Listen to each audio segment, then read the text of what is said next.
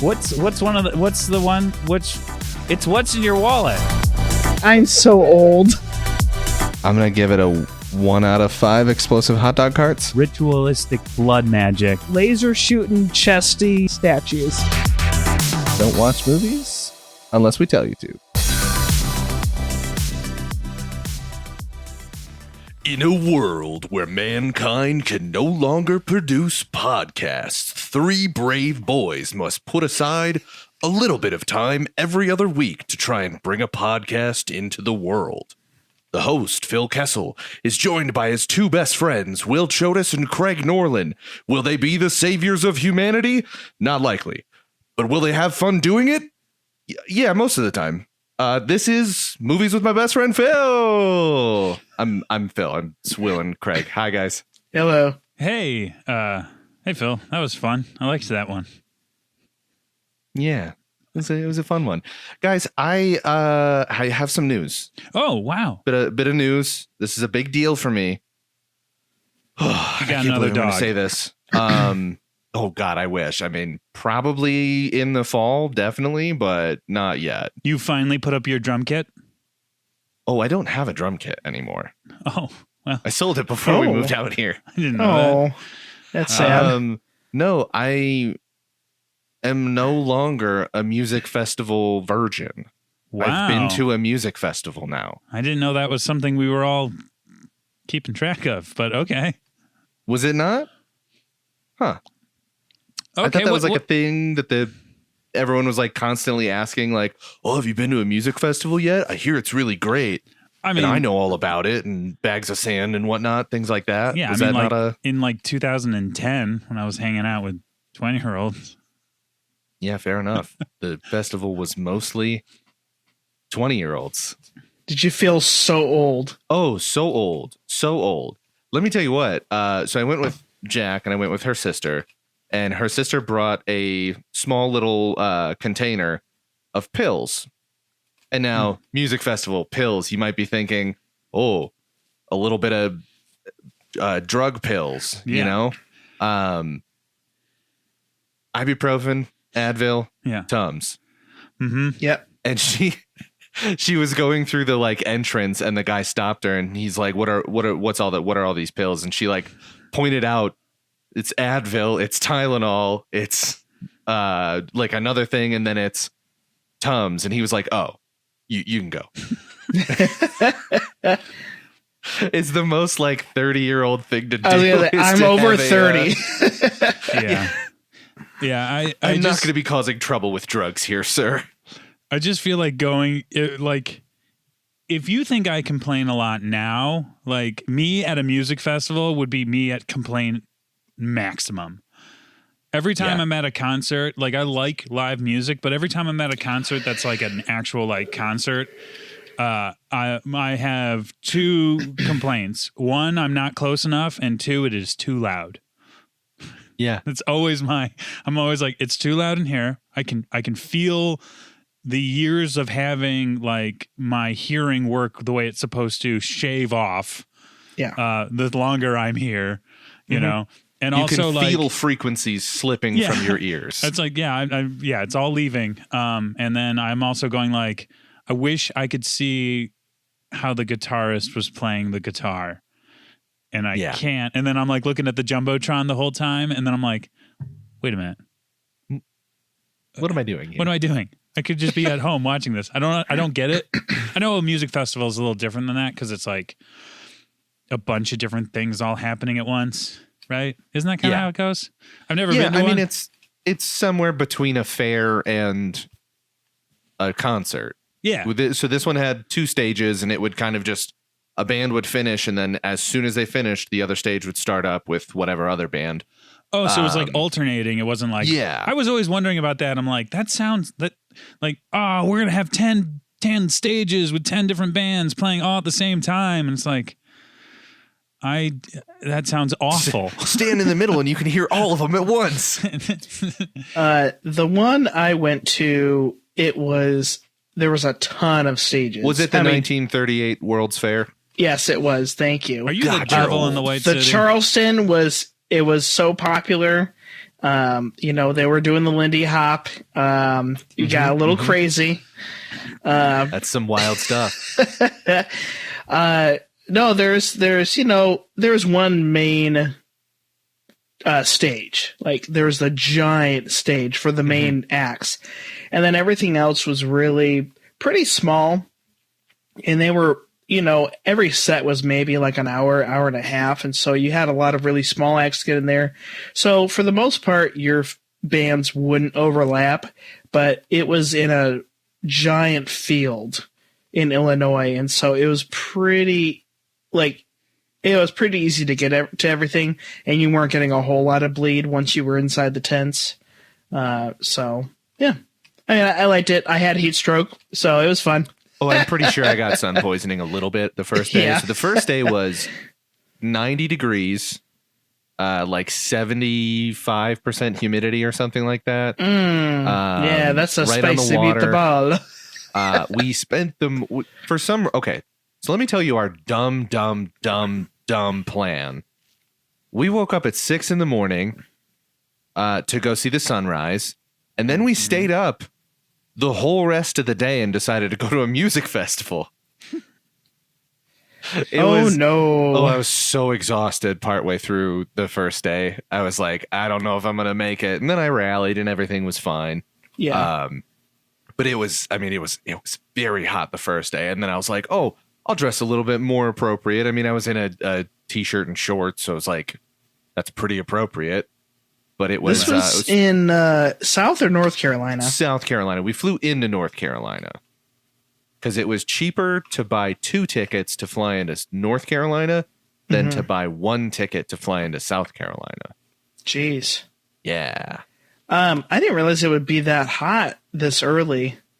So the second day, it rained most of the day, and then it was in like the mid 50s. So I was freezing cold the second day. Freezing cold, soaked to the bone. It was it was an experience. My first time out there. It was extremes on both ends. But the bands were cool. Got to see the Dip.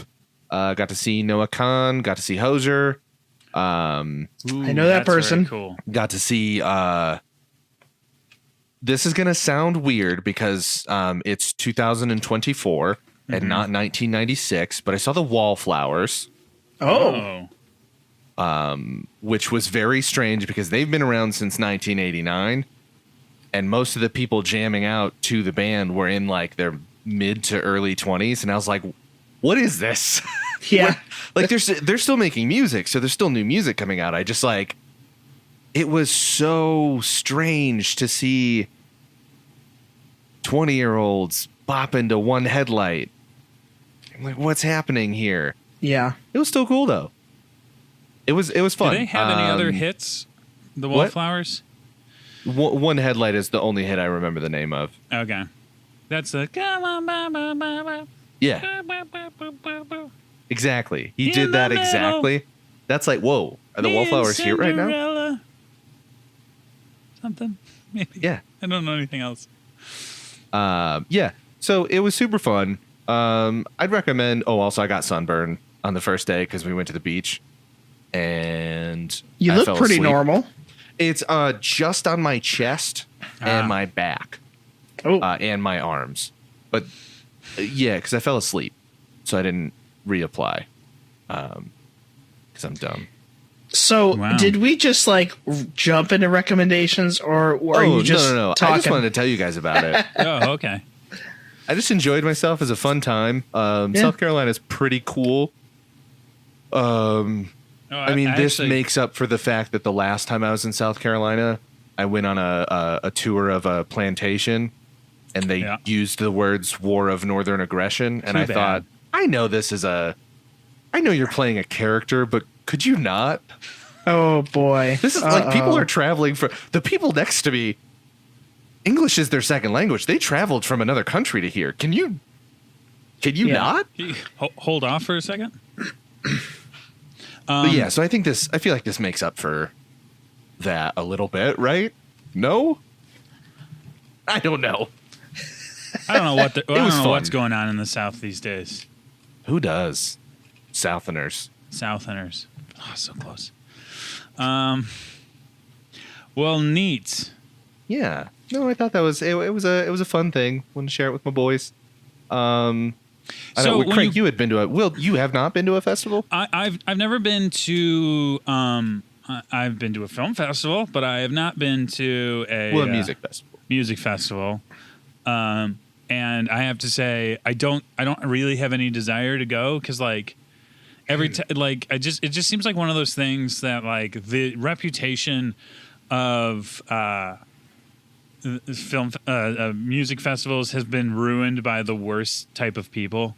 Do you know what I mean? So like, and also like, I like live music, but I don't like going to concerts that much. I don't know. It's like weird. I have a weird relationship because I'm much happier like watching like a 4-piece jazz band just like do their thing in the like lobby of a hotel than I am like going to like a big concert or something like that. We're very much the same. Yeah, because I just in that respect for to sure. me it just feels like I'm sort of like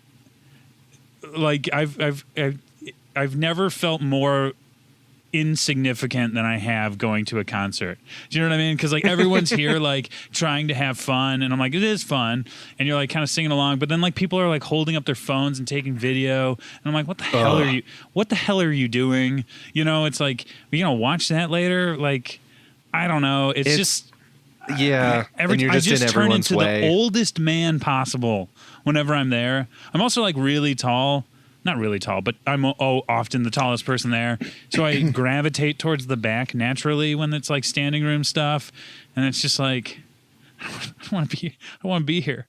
But I do love concerts. So it's like, I mean, I do love live music. So it's sort of a weird. Yeah. No, I totally understand. We had somebody behind us during Hozier, and I'm like, I want people to enjoy the show the way they want to enjoy the show. Right. Sing your heart out. However, shut the up. Also shut the up. It was the person behind us. Jack made the joke that somebody in their church choir told them they were a very good singer at some point in their life. Yep. And here's the thing. They weren't bad. They really weren't that bad. It was just that they were, because they could fucking project, but that was kind of the problem, is that I was standing 2 feet in front of them and they were projecting for an auditorium directly into my brain, so I could hear Hozier half the time, which is a bummer because I was there to listen to him. Yeah, no, you got a battle of vocals. They were battling Hozier, and you just have to be right in front of them. I'll tell you what, they lost. Yeah, because they're not as good. That guy's really good. He put on a great fucking show. Did he take you to church? He did take us to church. Yeah. Also, Will, and I don't know if you're in this vibe for concerts, we left before the encore because it took us an hour to get out of the parking lot, and by out of the parking lot, I mean it took us an hour to move 10 feet out of the parking lot. I mean, I respect that move.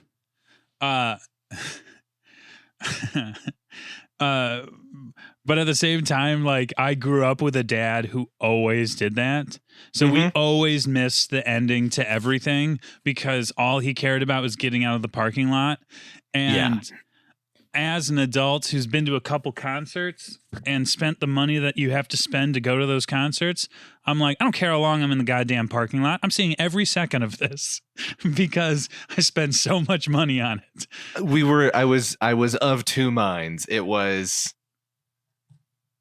tough because one of the encore songs I was really bummed about missing. I think it was Nina Cried Power, which is featuring Mavis Staples on the album, which we saw in the Summer of Soul documentary we watched. You say Mavis Bacon? Yeah, Mavis Bacon. Okay. She comes out on stage and she just is a hologram and she just yells at you to type better. And you're like, I don't even have a keyboard. What the f? Anyways, I don't know if I'd go. I'd go again if I knew like 9 out of 10 bands. But I knew like 4 or 5 out of 10 bands, and I only knew 3 of them well. So, would I do it again with the same lineup? Honestly, probably, because the Dip was there. and I love the dip. But if they weren't there, no, probably not. So that's that. Now I will tell you, I did not bring. I had Jack hold my ID. Oh. Because at this music festival, you just had a bracelet, a wristband that you loaded your card numbers onto, and you could just pay for stuff with your wristband, which was like pretty cool. Yeah, that's like that's like pretty Google cool Pay tech. or whatever. Not Google Pay, Apple Pay, Google Pay. Yeah. However, it did mean I could not bring my wallet. What's that? I don't know. I don't know what's in it anymore because I left it at the hotel. Oh, well, that's too bad because normally we would do a segment, but I guess we can't anymore. Craig, what'd you do last weekend since we're just sharing weekend plans? Oh, yeah. I had the stomach flu and it was awful. Oh, sick, bro. Oh, awesome. Sounds like bro, that's fire. Sick. Yeah, I was. Oh, man. Yeah. All right, let's just jump into it. Come on, people. All right, it's a segment where we reach deep into our best friend's pants and whip out some recommendations. It's what's in your wallet. Do you remember the first time I said that? It was in front of your sister. Do you remember that? Yeah, I never it was felt more hilarious. embarrassed in my life. Anyways. Anywho, Craig, Phil, you've talked way too much, so I'm interested in what Craig. What do you got in that big wallet of yours? Oh man, I have so many things. So many. So I'm sorry. I'm gonna do just quick ones. Just little bites because I did that thing where I watched. What is this turned into? I know. Sorry. I don't know. Okay, so I happen to watch a lot of movies in the last couple weeks. So nice. I do have to mention, I don't think I mentioned that I watched Poor Things, did I? Last time? Okay. Sorry. Will, come on, man. You can edit. Just get rid of all this. If you're guessing Will's reaction, yeah. I just love this idea of like I thought for a second you're going to be like, I don't know if I mentioned it last week. I may have, but let me mention it again and talk about it again. I was like, yeah, no. Okay, so Poor Things. Okay, Poor Things, the Yorgos, The Favorite, and The Lobster, all very unusual films. Same kind of vein. Very, very good. I did go and see Monkey Man with my wife. I want to see that so bad. I know. I meant to see it with Will, and it just didn't work out. So sorry about that. Very good. Phil, just get your ass to Mars. Just go and see it. Okay. Can't talk about that one yet. City of God, which is a Brazilian film. Okay. And I've heard about it for a long time. It came out in 2002. This is my real recommendation. It is basically just a story about a slum called the City of God of Rio de Janeiro, and all about how gang violence affects everyone around there, and that's basically all there is. There's no real law. Everyone's bought.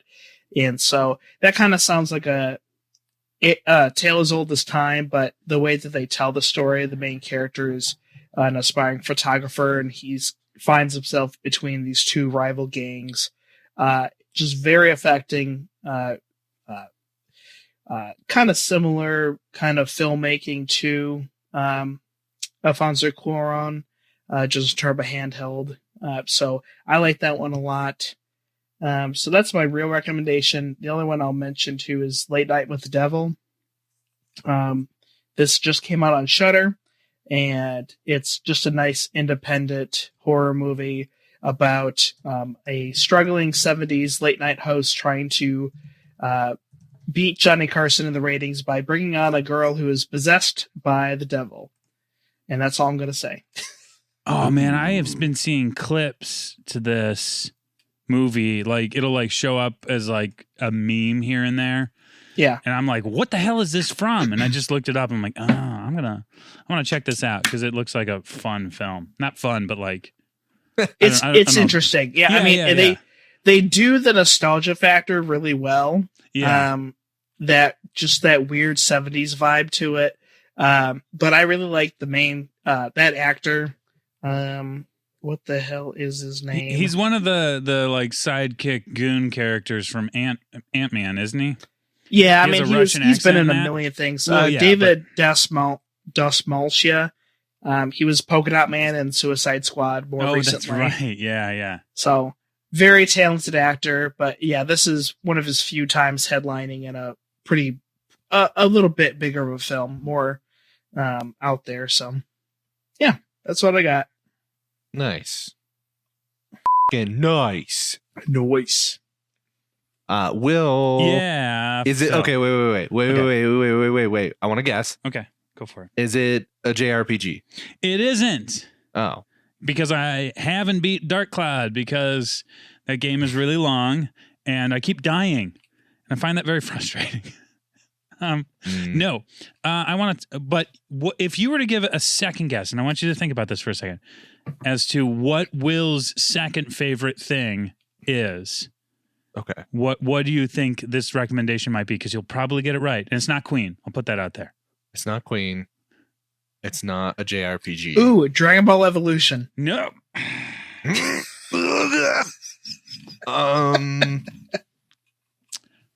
All right, Craig. All right, Craig. Now Is that I've what we're forgotten- doing? Yep. We're doing this right now? You're just going to Yep. be an antagonist to me? Okay, that's fine. Craig's the bad guy this episode. Hey, Will and I get to take a break. That movie is... Oh, you know what's something hilarious I just remembered? Oh God, does he have a copy of it? Do you own a copy of it? Oh yeah. Did you pay money for that? I do own a copy of it. I forgot Did you pay about money? that. Yeah, we bought it just to You laugh sick at it. We bought it a long time ago just to laugh at it. And I've actually still never seen it. Oh, really? Oh god, Yeah, we watched it is so long ago just it to is laugh at it. so bad. It's insane. It's like, Oh, God, maybe I like, should pick forget, that. like, even if you knew nothing about Dragon Ball, like Z, like, you know how, like, when you watch an adaptation of something you like, you're probably going to hate it because they're getting everything wrong. On top of that, it's also just the dumbest, worst movie ever. So it is just like, Ugh. So that is your recommendation. yeah, it is my recommendation. So I want everyone to go out and buy a copy of Dragon Ball Evolution Z. God, what a piece of shit this movie is. No, my recommendation is it's superhero thing, Phil. You know. Oh yeah, See, that's the other. I should have been.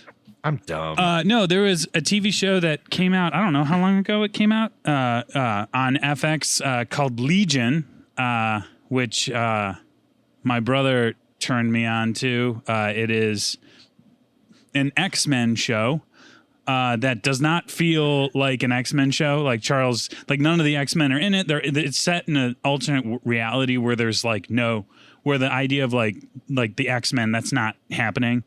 And the main character is what's the word? He's psychic. Professor Like he X's can read son? people's. He's telepath, psychic, all those sorts of things. Like he can read people's minds. But he doesn't know. Like this is in a world where mutants aren't known. So he thinks he's schizophrenic, and that's sort of where it starts off. So it's very much like. It reminds me a lot of Umbrella Academy in the sense that it's just like visually very cool. It's sort of like everything has the aesthetic of like the 70s, 60s sort of. It's just like it's very stylized, very heady. It's very weird. It's very weird. We spend a lot of time in like people's minds, and like you're always kind of like there's a lot of unreliable narrative stuff. So yeah, that I am not finished with it. I'm about halfway through season 2. Yeah, I don't know. I don't want to say too much about it because like a lot of it is kind of like a fun surprise.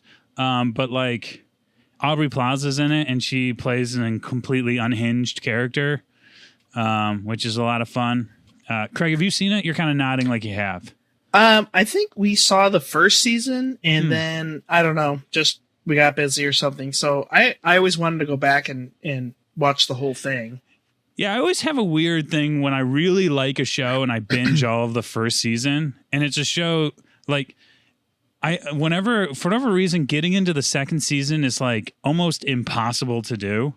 And I have no idea why this is, but then so I always end up like dropping it, and then I'll come back later and be like start over and do season 1, and then I'll get to season 2 again. And I'll be like, why didn't I like this? This is awesome. This is just as good as the first season. What was wrong with me the first time around?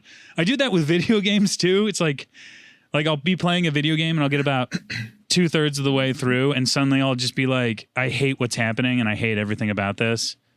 And then I'll pick it up like a year later and I'm like, what was the matter with me? And I'll like beat it like super fast. I don't know. Yeah. But anyways, no, I really like the show. And the other thing I really like about it is, and I think Craig, you and I had a conversation off pod about this, I think at Benji's birthday party.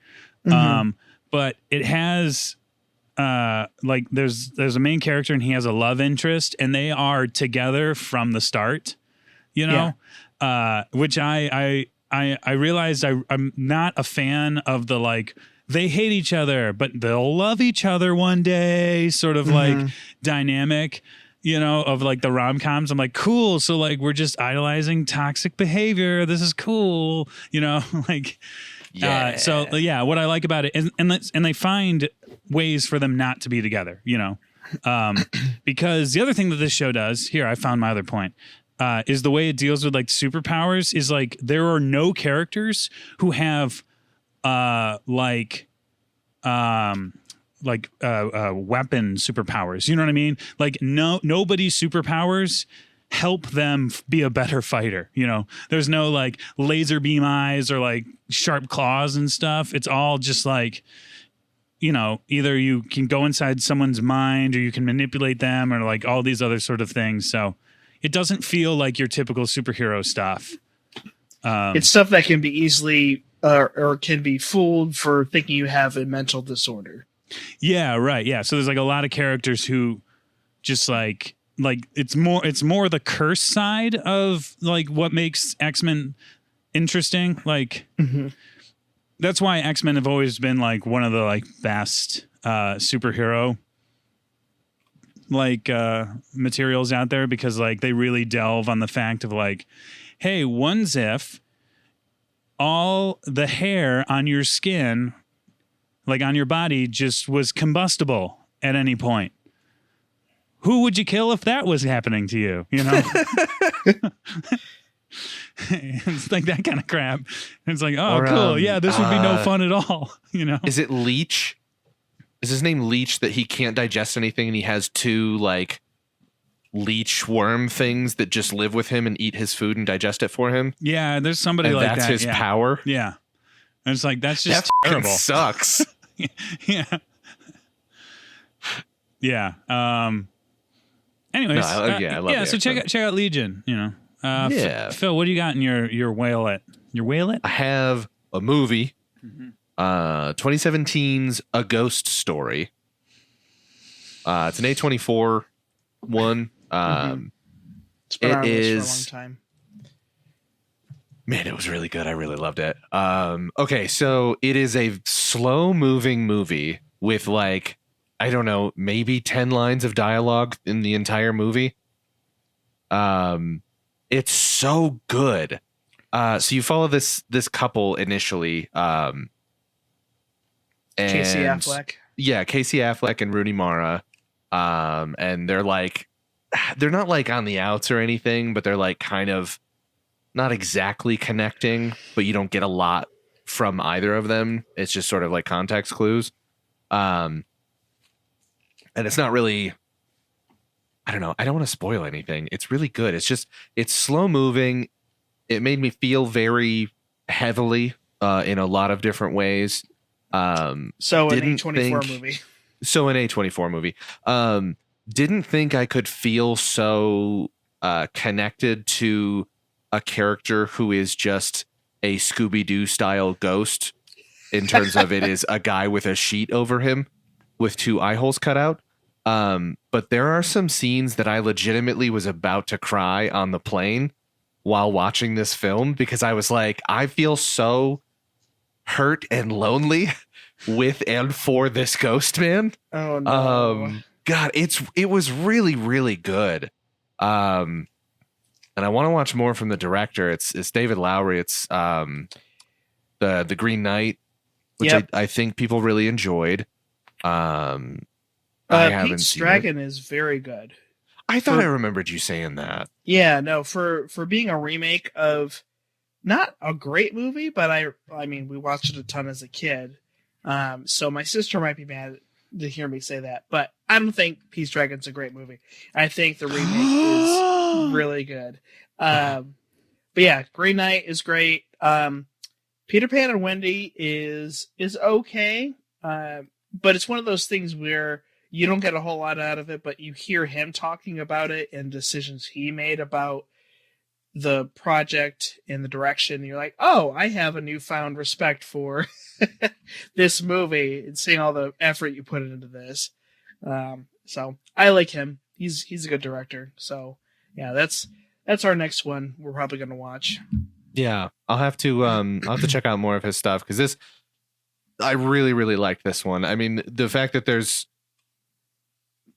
if you've got a movie and I'm sitting through watching it and there's a scene and I'm glued to the movie and the scene is someone just eating a pie.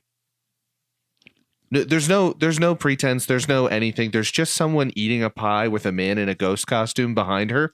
Mm-hmm. That goes on for like 4 minutes. And I loved it.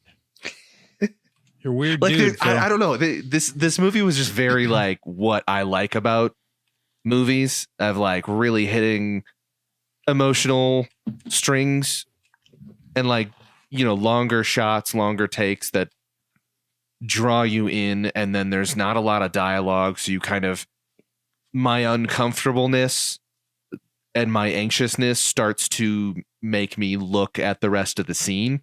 Mm-hmm. And like you kind of maybe piece things together through the rest of the scenes, or like through what else is in the scene. And it's really, it gets you paying attention to what's not like the focal point, which is somebody eating a pie. It was great. It was a very good movie. So yeah, that's my Cool. recce. So speaking of long shots and emotional turmoil within a movie, we watched a movie this week. That's right. We watched Children of Men, which is a 2006 dystopian action thriller film directed and co-written by Alfonso Cuarón? Cuarón, probably, maybe. Maybe. We tried. The screenplay is based on P.D. James's 1992 novel, The Children of Men. It's starring Clive Owen, Julianne Moore, Michael Caine, Chiwetel Ejiofor, maybe? I never know how to pronounce his I name. don't either. Yeah, me neither. But he's it's great.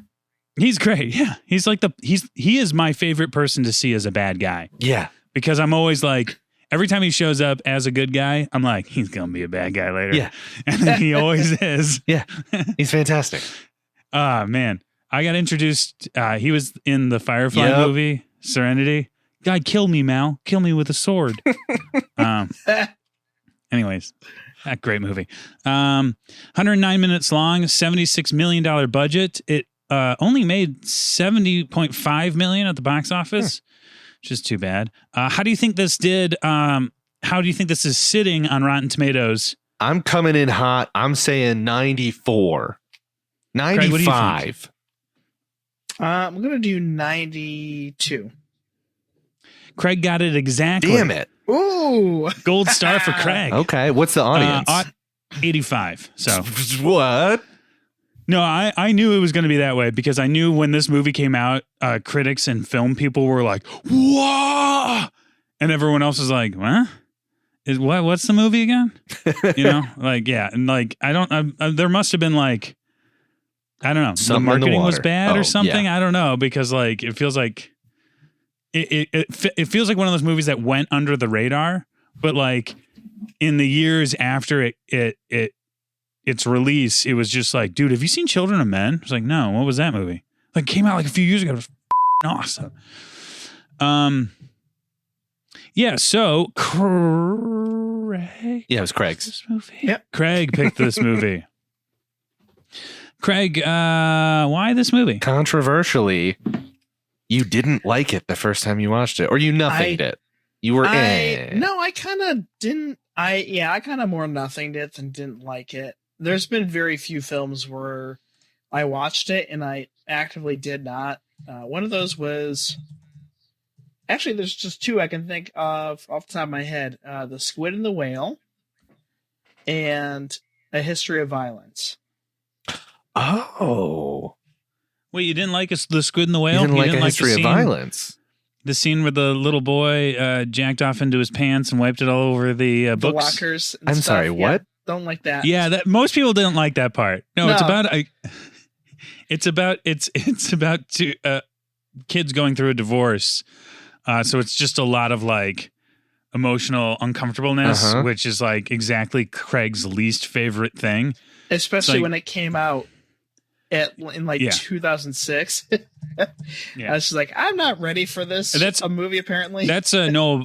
That's Yeah. Noah Baumbach. He's like the guy who's done a lot of. He's like Marriage a Story. more emotionally unstable and not nearly as aesthetic Wes Anderson. Okay. Because they've done some stuff together, and I get the same sort of vibes. But Noah Baumbach's stories are way less funny. But I still like them. So yeah, I just didn't really connect with it, and I think a lot of that had to do with just I didn't have the maturity at that point, and I liked darker movies at that point. Like I liked Munich. Yeah, this came out in 2006, so you were like what, 67? Yep, 67. You know, Got him. young at heart. Boom, roasted. Got me. I don't think any of us are young at heart, Craig. I know. Have you met us? I know.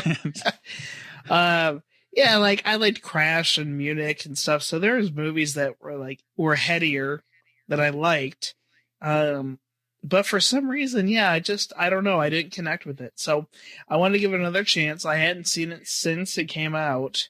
And yeah, I do have Now, to say, Wait, it is, okay. before you say anything, Okay. I just need you to know what's riding on this. Our friendship and your place in this podcast are riding on your answer to this question. Did you like it more the second time? I think it's basically a perfect sci-fi dystopian. Thank you. Podcast Yeah, over. That's Yeah, it. this That's is- the It's end. a fucking masterpiece. I was going to say, like, this is a perfect film. It is just like nonstop, not fun, but just nonstop entertainment the whole time. I don't know. Yeah. I will say, I 100%. I think I liked this movie the first time I saw it, but I don't know if I like got the movie. I think I just something about it visually I was interested in. I don't know if the concept of it, I was like, oh, I'm really into like the dystopian sci-fi done this way, and I really like what he did with this. I didn't have specifics. I don't know if I really like I don't know if I was emotionally mature enough to get this movie the first time I saw it, but I still Yeah. enjoyed it like visually for whatever reason. Watching it again, because this is the first time I've seen it in a few years. Boy, it's f***ing dark. Yeah. Also, just realizing, just from what we've lived through since 2016 and Mhm. how countries treat refugees and Yeah, it hits harder now. yeah, and I mean, of course, that is just for us. This has been other countries have been having what they think is problems with immigrants for decades, and so this is something he was just like, yeah, this is this is a reality I knew already, and people are only coming back to it in 2016 because they're like, oh yeah, this is a thing, right? Like, yeah, it's been a thing. So yeah. Who was saying that? Alfonso, The Cuarón? director, is that what you're Yeah. saying? Yeah. Yeah, Where is he from? It sounds like you did a little bit of research. Oh, Mexico. he's from Mexico. Yep. Yeah. So, I did have a few things I wanted to say about. I the literally movie took itself, one note. and then I have other things that are not connected specifically to the movie. So I like dystopian novels. Yeah. I've read a lot of them. I haven't read the book. I know the book is quite a bit different. He didn't read the book before he started making it. There's only a few characters that have the same name, based on the same person. It's the book's a lot stranger, honestly, and there's no refugee immigrant situation at all. It's mostly like they call all the younger kids. I think it's Omegas or Alphas. I forget which one it is. It must be. I think Omegas would make more sense because they're the end, and they're like this roving band of people who can't be punished because they're the youngest people, and you don't want to get rid of this group. So there, you gotta just read about the book. There's just a lot of weird stuff in there. Yeah. I don't want to. That get was one too of the far things. into it. That was one of the things that was so interesting about watching this is like while we were watching it, Craig and I were sort of like breaking down mentally what it would mean if there were no more children in the world. You know what I mean? And it was just like, yeah, it would be fucking dark, man. Yeah. Like, I mean, as people who like, you know, I have kids and I like, maybe when I was like younger watching this movie, I'm like, what's the big deal? No kids. Who cares? They're annoying. But like now I'm like, no. We need them. They're very important. And also like one of the only things that keep me going. So gotta have them. But yeah, no, like even the things like we're like, oh yeah, no schools, no daycare, like universities would like crumble. Like, yeah, like children's television programming would stop. It's just like all these things would happen. You know? Yeah, it's the way that they made it. They portrayed basically a population that is a general malaise. That there's no hope. People are just kind of giving up. There's suicide pills openly advertised. And one thing I didn't really like notice while watching it, but I watched some of the special features. Big thing they were trying to do is show how if you know that there's not going to be people in a couple decades, why put any money into infrastructure at all? So like bridges are crumbling, roads are going to shit, like everything is slowly going downhill, but why bother? Yeah, right. I mean, like, and one of the arguments of like why immigrants are important is because like they bring in the next generation of, you know what I mean? Like, and it's like, no, like there's literally no reason to not just say like, no, I'm just going to protect mine and screw you because there's nothing to build on. When I'm dead, it's gone. You know, there's no generational.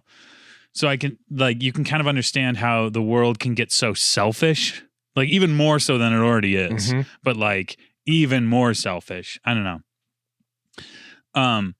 But yeah, no, it's such a like, we've all seen a million dystopian movies and they're always, they feel so in your face and so like almost obnoxious with the dystopianness that this almost feels subtle, even though it hits so much harder. So it also doesn't feel subtle. You know what I mean? Like it's also like hits, it's a movie. It hits on both where like it's subtly absolutely terrible.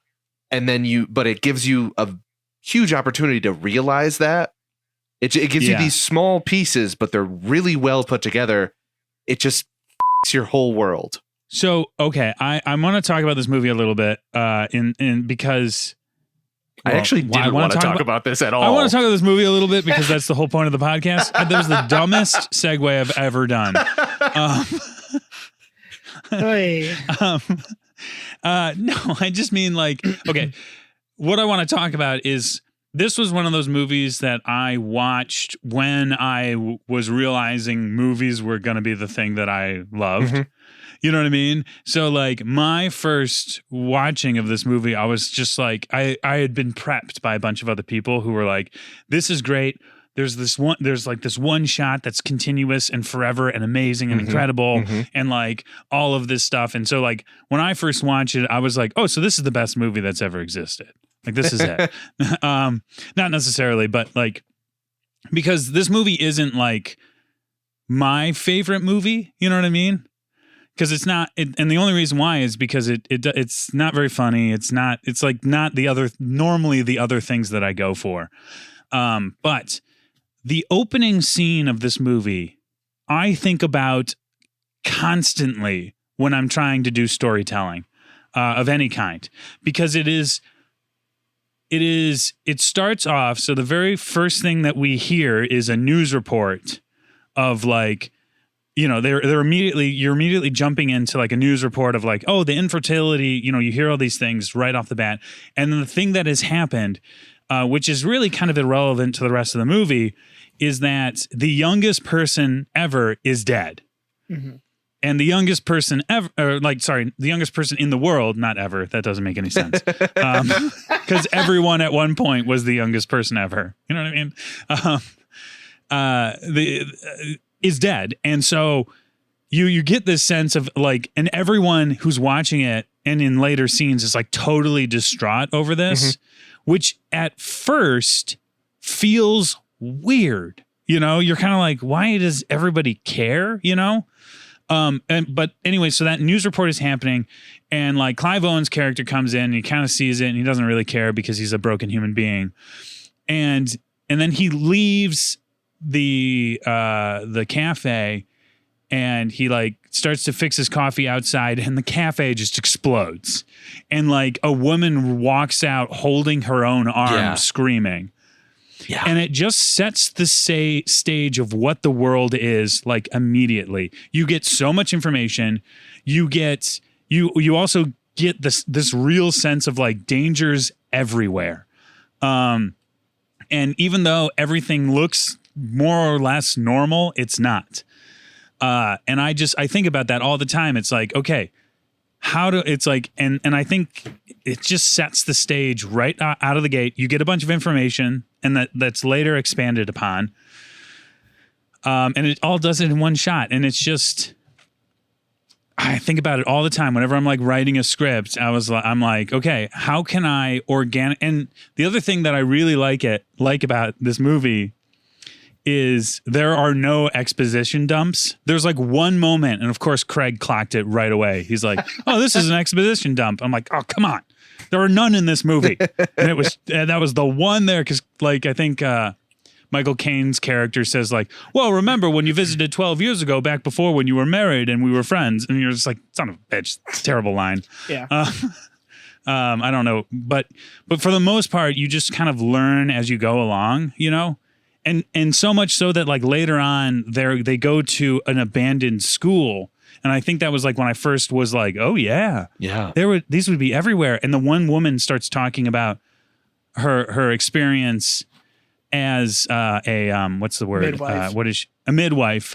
And like she just noticed she's like no new pregnancies were coming in and all this stuff that you kind of like suddenly everyone crying over the youngest person in the world dying like kind of is colored differently, you know, and it like makes more sense at that time because you can conceive of a world where people are infertile. You're like, okay, that's whatever. But then you're like, oh yeah, emotionally, I don't understand what that world is. But now that we're here later on, and it's also interesting because Clive Owen's character has that same arc with us. I was gonna say he's such a good audience stand-in because he's so he broken. doesn't care about and also like he doesn't care what's going on, and like you know, as audience participation, we don't necessarily immediately care about what's going on, and he slowly starts to care about what's going on, and as we slowly start to care more and more about what's going on, and so it's just like. This movie is just like so slick. So there's no fat in this movie. You know what I mean? Like maybe there's a bit here and there, but whatever. You need a little bit. You need a little bit, but like, I don't know. Someone else talk for a bit. I appreciate the way that they wrote his character, and I think Clive Owen does a perfect job because he has a whole gamut of emotions through this whole movie, and he just gets pulled through the shit because his poor feet. His poor feet. His best friend gets killed in front of him. Basically, his old wife. Jeez, his ex-wife gets shot in front of him. Okay. Dies in his arms. We're getting into spoiler territory. Sorry. we have. That happens surprisingly early, though. Yeah, it does happen early, but I feel like okay, so first off, we've officially forgotten the half and half in the car and come back a couple days later in the middle of summer. We are in spoiler town. Okay. Yes, that part. I got a quick side. Julianne Moore. You're like, okay, great. She's a well-known actress. She's in this movie. She's going to be through the whole thing. Nope, she's dead. She is killed very early. So I feel like there's been a point in making movies where, or like in current cinema, where like sort of the long one continuous take has been it sort of feels like a gimmick at times. It's like, oh, look at this cool. It's like a flex. Look at this cool thing that we can do. We can make this take. And when I say that, for people that don't necessarily understand what I mean, it's like when you shoot a film, you start rolling, right? And normally in like, let's say you have a conversation between two people, you cut between two different, there's like an edit in between. So if you have a one long take, it's where you're not cutting in between cameras and you're just focusing on one camera. And it's impressive usually because it means you have a ton of moving parts happening all at once, and it's very well coordinated and has to be very well choreographed. And it's actually kind of funny, a misnomer I've run into occasionally as a videographer is that one long takes are somehow easier. And it's like because we're doing it, it's like because we just do it in one take. We just have to do it once. We just have to do it once, and it's like, yeah, you have to do it once perfectly. Like everybody has to do it once perfectly. It's like that's way harder than like editing out all of your mistakes. You know what I mean? But yeah, and so this movie has a ton of them, and they're all awesome. And what I realize in watching this movie is what it really highlights is it creates a level of tension, because when it's all like one take, you don't know, like in a lot of movies, it'll cut away from their main character and we'll get a perspective that the main character cannot see, or we'll get like a shot of far away of like the bad guy, like talking to his cronies and being like, we're going to blah, blah, blah, blah, you know what I mean? But in this movie, the cameraman is like right behind Clive Owen the whole time. So it's like you're there with him, and all of the information is the same information he has. So like a couple times the bad guys would just show up out of nowhere and you're just like, how did they know where he was? And it's like, well, you don't know. And Clive Owen's character doesn't know. And that's kind of what makes it scary, because like, isn't that so much scarier? Yeah. And it adds this level of like tension. And also very quickly in the beginning of the movie, Julianne Moore's character dies, whose name is Julian. Yeah. Does she have the same name? No, it's because her name's Julianne. Her name in the movie is Julian. Julian. Yeah. Okay. But that's from the book. So that actually was not a cute thing they were trying to do. Anyway, still ended up cute though. Yeah. Yeah. But it is so like it adds such a level of tension because it's all kind of like happening and you're there. Yeah. You're definitely more sucked in when it is one continuous take. You don't have any breath marks. Cut. And you're like, okay, what? I'm trying to follow the action, as opposed to you're just watching it unfold. Yeah. And I don't know if it's one of those things where if you don't notice it, it means that they're doing a really good job. Or if it's one of those things that you should notice. I think it's a little of both. I mean, but also I think it's more of it's trying to evoke a feeling. So like I don't like. It's one of those things where it's like the one take is cool as a bit of technical trivia. You know what I mean? That's cool. But for the most part, I don't think the movies should go like, hey, we're doing a one take right now. You know what I mean? Because then it's like, okay, it's more or less like you're like, why do I feel so uncomfortable? Or like I'm being made feel uncomfortable because this is one take and we're like going through the whole thing. And then later on, someone will be like, oh, you know how he did that? I don't know if you noticed, but it's all one take. That's because the best filmmaking is invisible, Yeah. Like, and that's another frustration of mine. Is Yeah, that's always tough though, because then like, how do you record it? Because the film's not there, and the camera you see right through. Yeah. What? He's doing a bit. I know he's doing a bit, but I don't know what the bit is Because it's invisible. Oh, right. Yeah. Anyways, there's no breath mark, so you're going through like these lines, like in a music sense, like you're going through these lines, these runs, and you have no chance to breathe. Yeah. Because Clive Owen's character, none of the characters we're watching have any chance to take a second and go, oh shit, what's going on here? It's just, oh shit, Julian just got shot in the throat, I think, which is real bad. Yeah. And it is a horrible death to watch. Yeah. And the other thing there's like almost no music. There's almost no music. So it's just like people screaming and yelling and the sounds of chaos. And there's nothing like telling you like, oh, this is how you're supposed to feel right now. Yeah. It's just like, oh yeah, you're just here watching this horrible thing happen and you're a part of it. How fun for you. Yeah. Yeah. Because music can definitely manipulate the audience into feeling a certain way. Yes. But if you don't need music, that's very powerful.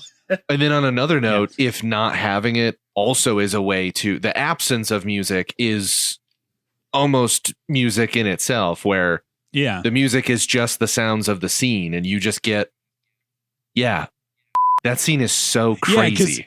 Because that's the other thing, like when music starts swelling, you're like, oh, something bad's about to happen. Something bad is going down. Mm-hmm. But in this, it's like, hey, what is that? It almost preempts the event. Yeah. And so then, like, when, like, Julian or Julian Moore's character looks forward and just gets shot in the head, it just happens. It's not like, tragedy. Yeah, there's no slow-mo. There's just nothing. The motorcycle comes up, somebody yells, oh, they've got a gun, and then bam, she's dead. Or she's bleeding out in Clive Owens' arms. And, I mean, part of this too is this way of filming also makes it feel more like a documentary crew following. Yes. Oh, and so it's like, this is that. very real. There's not, there's no music in a documentary like that. So I think that kind of lends itself. But like, rarely do you have documentaries where people are like on the front lines in that way. Yeah. Maybe not. But can we talk about his shoes? Oh, it's literally the only thing I wrote down. They do the Die Hard thing where they're like, I'm going to take his shoes off and it's going to be a problem. And it's going to, the whole time, all you're going to be thinking about is like, but his feet. Yeah. It's going to make a level of tension. It's so good. It's the tiniest little perfect detail that they stayed consistent with the whole movie, because he loses his shoes. He loses his shoes the first time before he gets to. It's when he's leaving the first place that they go to, the farm where they find out that Julian was killed by her own people. He doesn't have shoes there. And then they go to Jasper, Michael Caine's character's place, and there's a brief bit of him trying on shoes, and then he just ends up in thong flip-flops because it's the only thing that will fit his feet. Yeah. And then he spends most of the rest of the movie in those flip-flops until he gets a pair of shoes at the end. But he hurts his feet multiple times. He's limping for the second half of the movie, basically. Yeah. I mean, Clive Owen's character's like goes from being like, I don't want to be doing this so seamlessly to like being a superhero. And then also the thing that I appreciate watching this time around that I didn't obviously when I was younger is that he's, Clive Owen's character's background is that he was at one point a radical sort of political person with his wife, Julian. They kind of got together. They ended up having a son, and then the son dies. And that is, and you know, you kind of hear this via other people talking. You see pictures and things. There's a great scene where we get the full story of how the son dying, and it's Michael Caine telling the story to like a group of people at night. Oh, what a and scene. The but the camera is just focused on Clive Owen, and this is all happening in the background, and he's in focus in the foreground. And it's just great. Yeah. Well, that whole so, speech, it fits the rest of Clive Owen as well, because it's all about like faith versus chance. Like random chance sort of took his son away from him, and then through the rest of the movie, it's just sort of random chance almost, or just chance putting him into these situations. And the first half of the movie, he has no faith in anything, and chance is winning out. And that's what Michael Caine's character says. In the second half of the movie, after he figures out what's happening with Key and she's pregnant, he then starts, you know, fighting back against chance. Right. And it's such a good character. I didn't even pick up on that. I didn't even realize the theming there until you just said it now. But like, you're right. Will, I want to push back on one thing that you said, because you called him. No, you may not. Sorry. You called him. He turns into a superhero. I do want to argue something. Did I say that? You said something superhero-y. Oh, I just meant sorry. I meant like not superhero. That's you're right to call me out. That's incorrect. Okay. I probably meant much more like he becomes like much more of a hero. Okay. Of a, not necessarily an action star, but like he steps up to the plate. So because what I noticed in the movie, and I had to look it up to make sure, he doesn't pick up a gun at any point in this whole thing. He is not an action star. Yeah, yeah. Like, well, you know what? Yeah, it's great. You know what he becomes? Jesus. This is why I love this. No, not Jesus. He becomes a dad. You watch him turn into a dad in this movie. Yeah. Because he was a dad. Because this is The Last of Us before The Last of Us. I didn't see, so I don't know the reference, but never. Anyways, so he, but no, he becomes a dad, and even like when he's like helping the labor of the baby, I don't know. I was just like, oh yeah, like. Well, they say he's that been she's through this the same age as what Dylan would have been. Well, yes, and also just like, you know, he seems like a, you know, sort of like disaffective. Like he seems like the typical like, I mean, in the beginning of the movie, he seems like that sort of like edgelordy sort of character who's like, I don't care about anything anymore. Yeah, he uses the death of the youngest person just to get out of work for the day. Like he's very cynical. And then you see kind of glimpses of his happier side, like when him and Julian are doing the ping pong thing, and like they kiss, and then she immediately is killed. And it's like, oh, there's the end of that. Yeah. You know? Well, but then as soon as Key reveals that she's pregnant, his demeanor changes completely, and he starts speaking up. Like in that meeting, he is like, I don't give a shit what you guys want to do politically. She just needs to be. That baby needs to be born. It's a baby. She needs care. Like we have to protect this baby. So that's what I was saying. Like I'm appreciating much more now than I did when I was younger, because I wasn't a dad and I'm a dad now, and sort of like seeing his character, like he turns into a dad. He like he does the things that, like, you know, he helps deliver the baby, and then he's like, we need to protect, and like his daughter in this sense is not the baby. It's what was her name? Key. Yeah. So I don't know. I was like, and like even, oh man, the final moments of this movie is like one of my favorites. When he teaches her how to burp the baby. Well, yeah. Well, right before that, even when she's like, oh my God, I'm bleeding. He's like, don't, it's fine. It's me. He got me. It's me.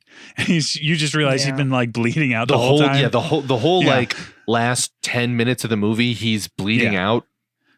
Yeah. But even before the oh, you're not bleeding, it's me. There's that scene, which to me, I'm like, I'm watching and I'm like, how does anyone watch this without at least a tear streaming down their cheek? Is the people in this building that they're in at the end that's getting like shelled and shot and invaded by like two separate forces. Everything stops when people realize there's a baby. And it's this beautiful, peaceful moment. And he makes his way through the building. He gets out of the building and all the soldiers are like just frozen. Everyone wants to see the baby and look at the baby. And then like, make sure the baby's okay. Make sure the baby's okay. And we get, I don't know, 45 seconds of that. And then something happens. A bullet gets fired. And then everything goes back to hell. And it's so I'm not hard. sure, Craig, if you were looking at me while that scene was happening, and I hope you weren't, because I was getting a little emotional. Yeah. Because and the reason why is like, and this is going to sound like, well, so when Jack was born, dude, going out into the world as a man versus going out into the world as a man with a baby is like such a crazy different experience, you know, where it's like you go out into the world and nobody looks at you. And now every time I go anywhere, everyone's always like, especially when he was like an infant, even when I go with Sean, people are just smiling at you constantly and just like stopping and trying to help you. And it's just like this weird thing of like, what's happening? What did I do? Who are you? What is going on? You know, and it's like, oh, the world is smiling at me again. Yeah. I haven't experienced this since I was a child. Oh, that's cool, man. Yeah, but it was just like one of those moments where I was like, oh yeah, like we are not nice to each other. No. You know, like in a lot of ways, you know. And then, you know, but we were nice to children. Like that's like just a universal thing. Like we are nice to children, you know. Well, I think you had said it while we were watching that in the normal world and war-torn countries, that kind of thing would have not happened. No one would have stopped. Yeah. Yeah. No, I mean, I was sort of like, I mean, unfortunately, I was sort of like, oh man, like everyone is kind to children, but there's a lot of stuff happening currently. Yes. That's not great and not great for kids, but. You know, because it's it's the first birth ever, and since you know, whatever in the context of this movie, it's slightly different, which is also in itself sort of a bit of a tragedy. But I just like that moment was like, I was like when the little old ladies were like, you know, all these refugees, old ladies were like reaching up to like touch the little baby and just being like kind and nice. Yeah. I was just like, that was an emotional moment for me because it was like, you know, it had like little babies, like, yeah, I don't know. Anyways, it was, it's just, God damn it. This is a great movie. It's such a perfect film. It's so good. It's such a masterpiece. What is the name of the lady that helps us? That helps us. Oh, her name is like it starts with an M. Miriam or Mariska? No, Mariska. She is the goat. She's the best. Man, she keeps coming back. Yeah, when they like like they kind of like when Clive Owen like says like stay here and he goes off and like leaves, I was like, oh man, I really don't want. And then like I don't want her to die. And then like later on he comes back and she like runs out. She's like, ah, and she's still holding her little dog. Yeah. She's the best. Cause she's like, you think she's going to be, I don't know, like a shady person. Cause she's friends with that other guy who turns out to be a the shady guy, but he portrays her as the shady one because he's racist. Well, no. Yeah. Cause she doesn't speak a word of English, so she's just like yelling the whole time, and you're like, I don't know what you're saying. I think the lesson is that you're not supposed to trust anyone in this besides who they don't trust, who's the Fugees. Yeah, all of the Then she beats the shit out of the guy. I think really the lesson is don't trust cops. Oh, always the lesson. Well, my friend. mean, the first people to betray are the resistance fighters. Fair enough. Oh yeah, that's true. Fair enough. That's what I mean. Is don't trust Yeah. Well, because I want to That's the say thing, don't trust everything political Everything's ideologies. gets politicized, and Yeah. Well, it's don't trust anyone with an agenda. Yeah. That's Yeah. really what it is like anyone in this with an agenda is a bad person. But like what's her name is just trying to survive, Yeah. you know, and get by and like rent out a little room. Yeah. You know, but when she sees that there's like A baby, like, she springs the into action, continuation of just this- like Clive Owen said. He was Yeah. like, make this public. people will do the right thing, yeah. you know, And she but- did. And the reason why Most people yeah. did. Well, I think that is a real fear, though, is that the government would try to use this. Even if they announced it, they'd be like, "No, this is actually what it like. This is." But I mean, like honestly, the movie, so the movie ends with Clive Owen's character basically dying. Who knows? Yeah. It's not like confirmed, but it's pretty. They're in the boat while this thing called like the human. They shamed him. The Human What? Project. Oh, they shamed him. Yeah, the Human Project is coming by to pick them up. And it's this sort of like moment where it's like, oh, they'll finally be safe. And the hopeful side of me is like, yeah. But the side of me that exists in the world is like, probably not though, right? They also I mean, probably have some sort of an agenda. So is she safer? Maybe for now. yeah. So it's just, I don't know. It's Yeah. just a good movie. Like watch it and then it's like, Does it end on a positive or does it end on a...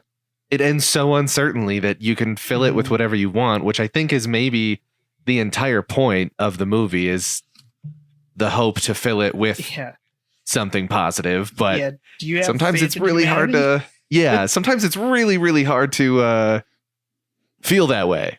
But are you this asking movie me? 'Cause the is answer's no. a glim. It does fill me with some sort of hope. Yeah, it's just a movie, but like it does tug on those strings for me. So I'll go real quick into the production side of things. I mean, you already Yeah, talked do about it. the one take thing.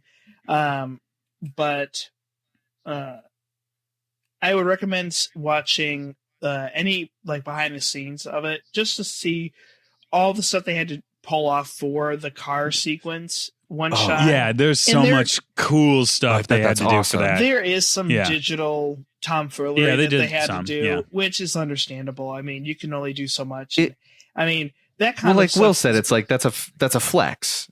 That's Yeah. like the mechanics of it is the flex. The vibe of it is the important part. Yeah. And also like they're using the CGI the way you should, which is Yeah. to like in the background sparingly to like sort of manipulate small things so that they work. Yeah. Have you seen Rope by Alfred Hitchcock? I know what rope is. It's like usually made out of like Fibers, Yarn, and it's like long, fibers and and you can like stuff, tie and stuff all. with it. kind of things. And I have one. It's over there just in case things get too bad. You can like tie Up on that your beam. hands behind Yeah, your that back. one- that It'd one- be like that a one's whole for me. thing. Okay, it's Yeah. too late for this sort of thing. You can like hog tie me.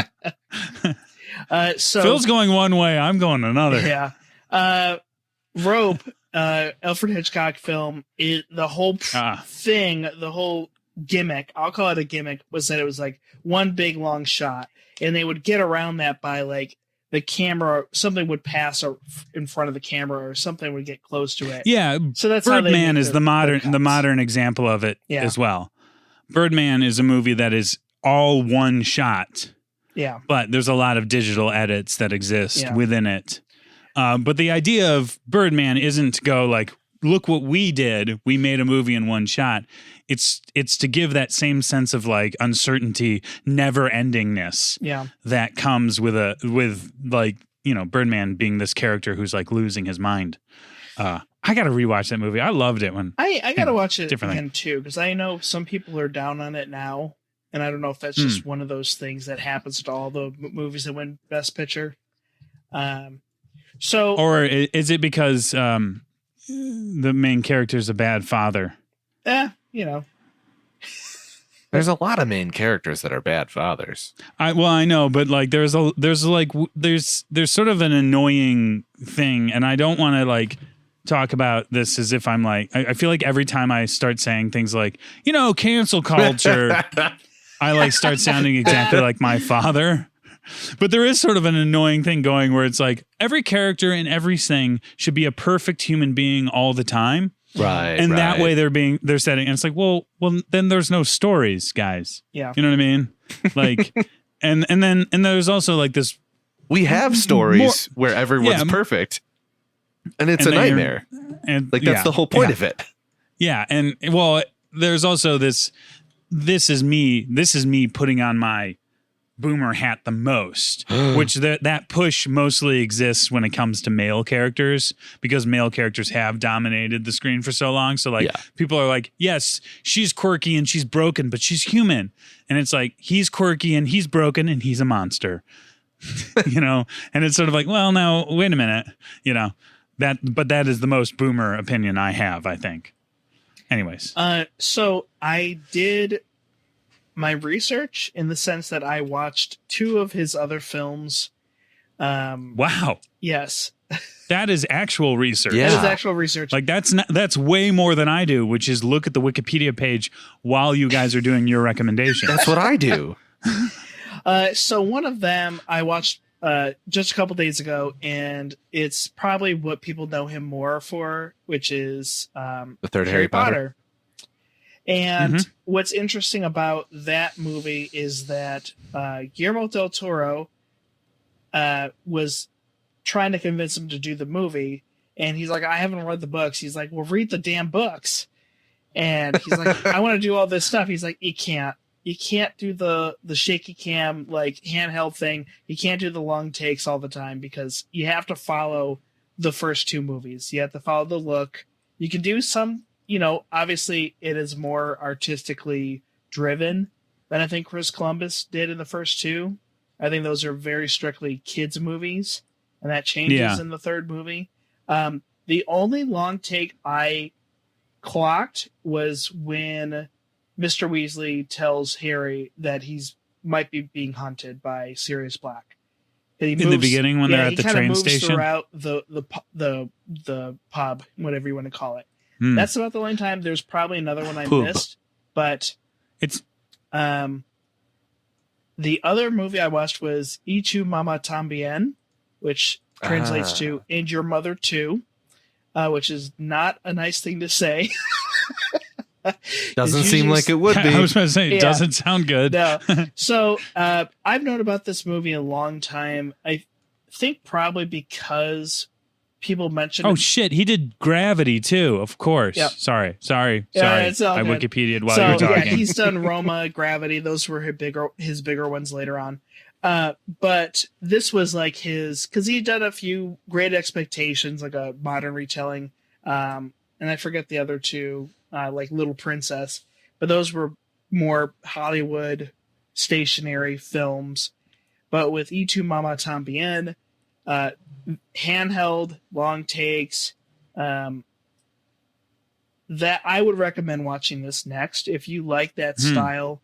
And because this is the movie he made directly before Harry Potter. So interesting. Knowing that it's a movie about 17-year-old boys, 2 of them, trying to get with a 20-something married woman.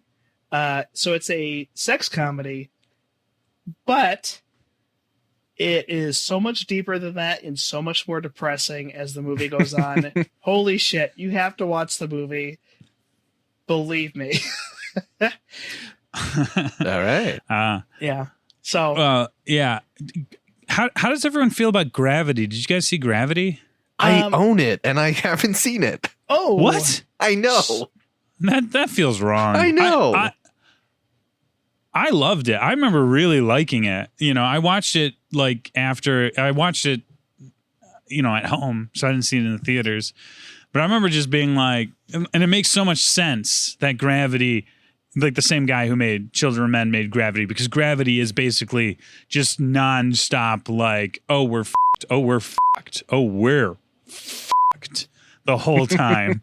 You know? And it has that sense of like hopeful dread the entire time. We're like, well, maybe it'll work. Well, probably not, you know? Yeah. I loved it visually, and I liked the characters to a point. I think once Sandra Bullock is alone, and she's talking to herself a lot. For some reason, some of her dialogue really rubbed me the wrong way.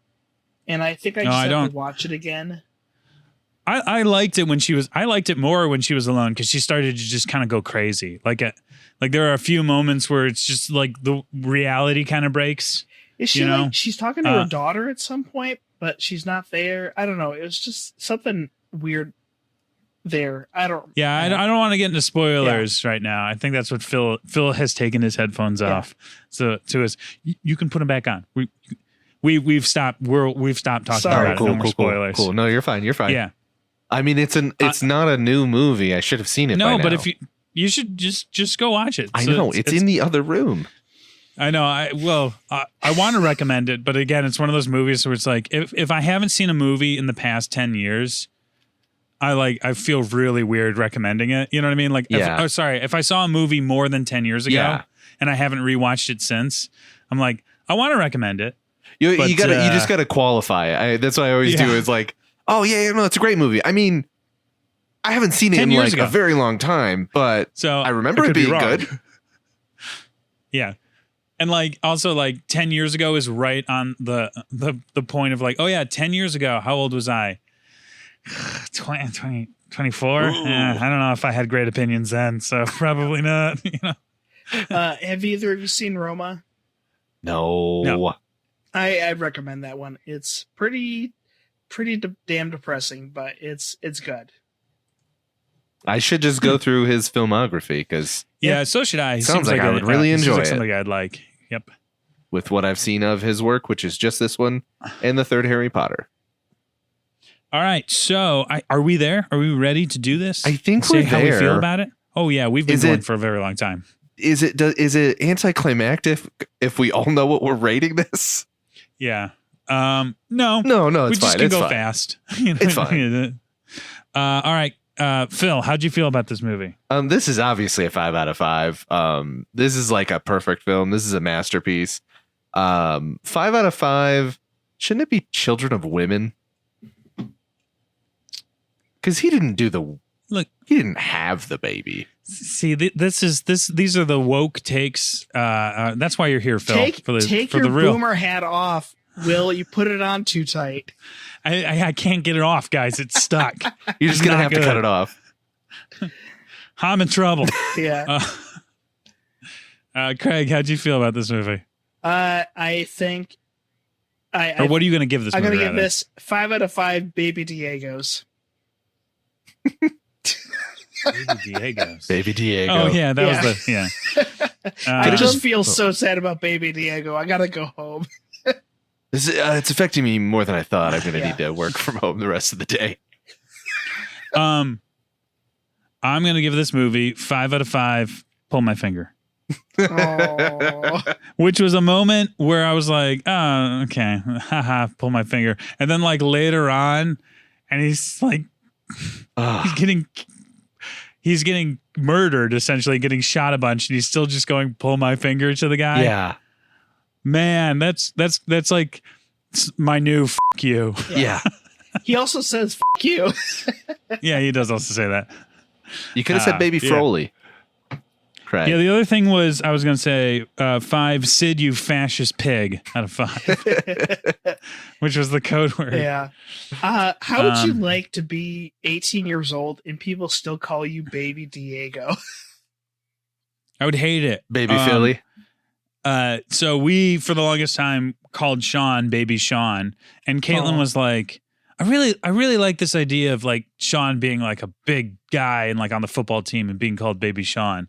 And I was like, I really hope that doesn't happen. I don't think that's a good idea. Yeah. I mean, we're doing great in terms of like trying to erase, the male patriarchy sort of like mindset of always having to be hyper masculine all the time. But like, I don't think we'd be, Your hat is on too tight, Will. It really is. I can't get it off. Peter couldn't say Jonas, and so he always called Jonas Baby Donuts. So perfect. No notes. Yep. Yeah. Yeah, it is kind of funny because we'll be like, all right, we're gonna go to Baby Benji's party, and it's like, It's not really a baby Yeah, anymore. He's 3. Yeah. Yeah, well, yeah, or Brad's baby Caleb. And it's like, well, there's a new baby. It's so. Anyways, yep. Time keeps on slipping. Anyways, Phil, you get to pick our next movie. What are you? Well, Go. Okay. So I got a recommendation from a friend of the pod, Joe Kessel, my sister. Hey, I know her. Yeah. I talked about her earlier. We're going back to the land of the Sways, and we're watching as in Patrick. Yeah. Now we've watched. What are we watching? We'll have watched 3 Swayze movies after this one. We should just go through the rest of them. To Wong Fu, Thanks for Everything, Julie Newmar is the name of the movie we're watching. What? Is that how it ends? That's the name of the movie. That's how it starts. No. And is the whole way, I think. Caitlin has talked about this movie in front of you, Will. I've known about this movie for a long time. I have not seen it. Joe has been recommending it for a long time. Isn't it? And I just haven't gotten around to it. It's Wesley Snipes and John Leguizamo and Patrick Swayze, and they play drag queens. Yeah. It is a movie that Caitlin likes. She's tried to get me to watch it a couple of times. I didn't have a ton of desire to see it.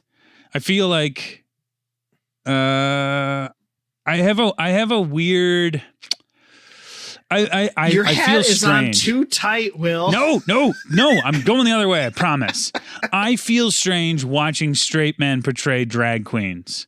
I think that's fair. Yeah, I think, we'll. I'm sure we'll get into it. I think this came out at a time where that was the only way it was going to happen. The only way it was going to. Yes, and I understand that, but like to me, it like gets too close to like Bugs Bunny land. You know, where it's like Bugs Bunny dressing up like a woman, and I don't know. I always just feel kind of weird. Yeah, because I'm like, I think.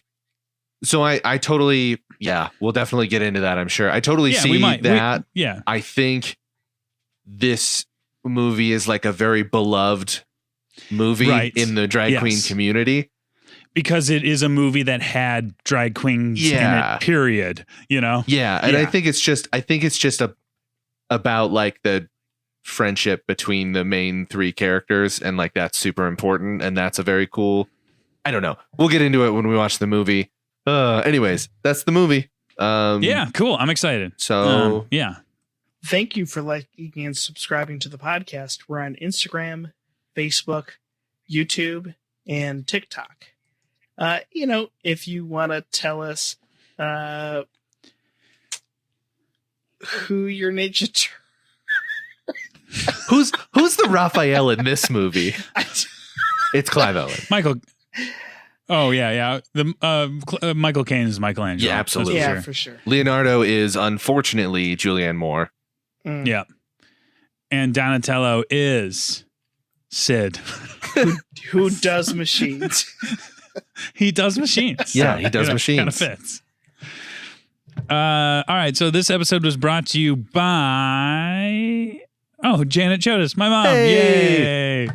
If you're interested in hearing your name shouted out on the podcast and want to become and are interested in helping support us, consider becoming a patron at patreon.com/mumbleandshrug. If you like what you heard, consider leaving a review on Apple Podcasts, Spotify, or YouTube comments, or share our reels. Every share we have those now. Keeps the doctor away. Can I say that legally? Yeah, it's one more child born. Yeah. Because if you don't share it, that's one child who goes infertile. Is that how that works? I think so. Yeah, this is how the movie went. I didn't watch it. I forgot. That's all for this episode. I'm Phil Kessel. I'm Will Chodas. And I'm Craig Norland. If you have not watched Children of Men, just fucking go watch that movie. Yeah, you've made a mistake. Yeah. Why'd you listen to this? You could have spent the hour and a half watching the first part of this movie and then enjoyed your time probably a lot more, because it's much better to watch the movie than to listen to us talk about the movie. We're not doing it justice. Like we're trying, but we're not going to do it justice. There's nothing less interesting than 3 white guys gushing over a movie that's more than 10 years old. Like, it's just... some of the worst the internet has to offer. Yeah. Hey. Okay, bye. Bye.